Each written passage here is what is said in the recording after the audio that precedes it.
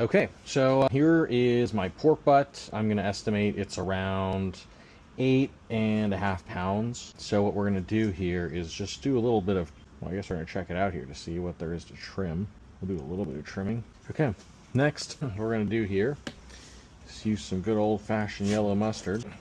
All right, so what we're doing here is we are just using this yellow mustard as a binder for the seasonings. Now, usually people would think that this is going to add a flavor to the pork, but it won't. It all gets cooked off because it's been cooked for so long. Oh, there, we can actually trim some of that. Seasoning and trimming at the same time. Now, what we can also do while we're doing that is we can actually score this up, which also helps that I've got a pretty sharp knife that makes things super easy. Okay, got that trimmed up. So now we've got this all. Pups are always interested in what's going on when you're cooking meat. Okay, so then what we're going to do is we're going to use some of this SPG seasoning, which is just simple salt, pepper, and garlic, just the classics. And we can get pretty liberal with this because it's such a thick piece of meat and only the outside is going to be seasoned. So we want some pretty hefty coverage here. Okay. Here's, we're going to flip this over. It's pretty crazy how fast seasoning goes these days when you're smoking meat. Okay, so we're getting there. Now, next what we're going to do is we're going to take some of this beef dry rub. I know it's pork, this is beef, but the reality is what we're trying to get out of it is that there's some celery, chili pepper, onion, and paprika that we didn't have before. Stuff that's like pretty neutral. It's going to add like a nice color to the way that it's got that little reddish. And then what we're going to do after we finish this is just let it sit for a couple hours. And what it'll do is it'll dry out a bit, pull out the moisture with all the salt we're adding to the outside, and that way seasoning will adhere better during the long smoke that we're going to be doing on it. It's like a dance.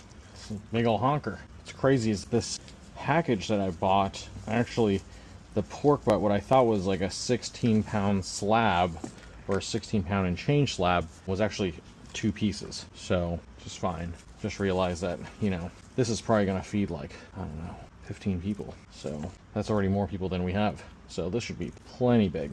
Okay, so that's it. We're going to clean this up and let this sit for a little while, and we'll cook it later tonight. Okay, so it's been in the fridge for a couple hours. You can see that the seasoning there is pretty packed on. The current time is 11 p.m. at night.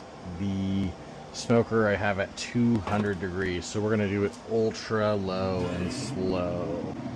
Okay, let's check this out. So this is gonna sit right here nicely, packed in there. And then let's not forget the temperature probe, which I'm gonna try to stick here into the fattest part of the, there you go. All right, good night. I'll see you tomorrow. Well, good morning, right? Good stretch, buddy. Oh yeah, you too. You too. Okay, so it's just a little past 8 a.m. We're sitting at 215 in the smoker, probe temp 152. Let's take a little sneak peek. My God, that looks gorgeous. Juicy. All right, so we're still a little far off from actually wrapping it, so we'll check back in. All right, so we're at 155 degrees internal. It's about 10:30 in the morning, and the thing here is I've got a couple things I got to do today. And so I don't want to get anxiety from just letting this sit as it is. We're already in a reasonably safe place in the cook called the stall. So basically what happens is the meat reaches a certain temperature. There's still moisture inside the meat that is yet to be cooked off.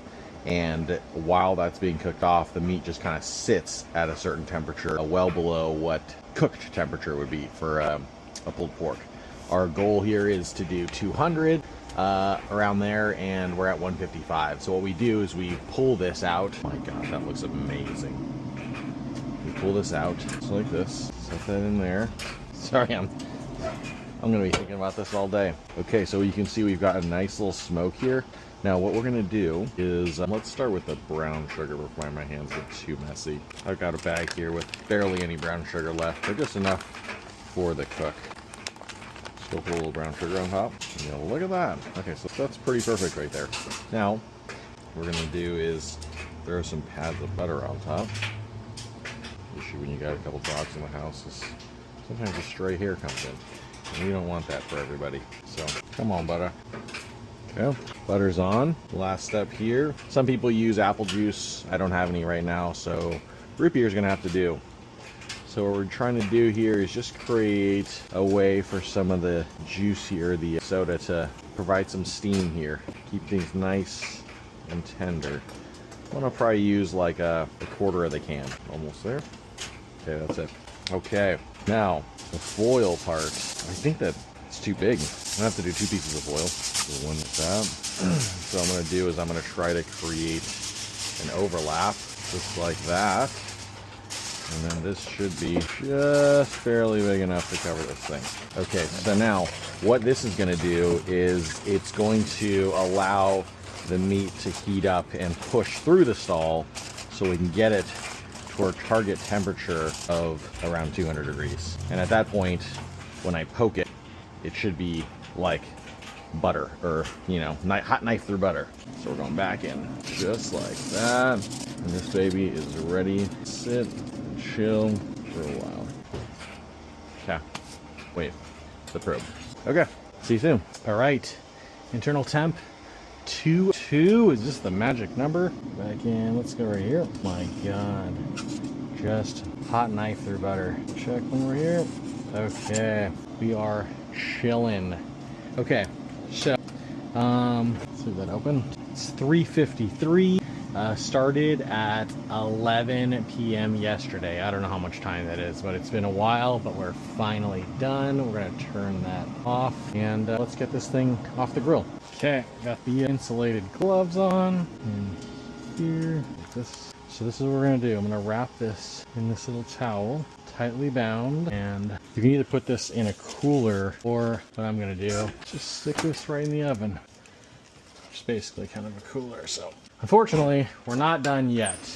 We're gonna let that sit for 2 hours before we start pulling it apart. Okay, moment of truth. So this has been hanging out for 2.5 hours, just chilling, and now we finally get to look at it in all of its glory. Wow, that's a lot of juice that came out of this thing. Okay, so what we're gonna do, we're gonna use a lot of these juices back into the pork, but let's get this out. Oh, okay. Now we're gonna just kind of take a look at here to see if there's like super fatty stuff, because if there's like super fatty stuff, we can kind of remove that on the side. We're not gonna need that. At the same time, oh my God, I kind of just want to get right in. Yeah, look at that. It's fogging up the glasses. Dude, this is probably so hot, but let's try it. Okay, that might just be the best piece of meat I've ever made. So this is it. Gonna sneak this one in too. All right, well, that concludes the barbecue video. It's amazing, and I can't wait to eat all this.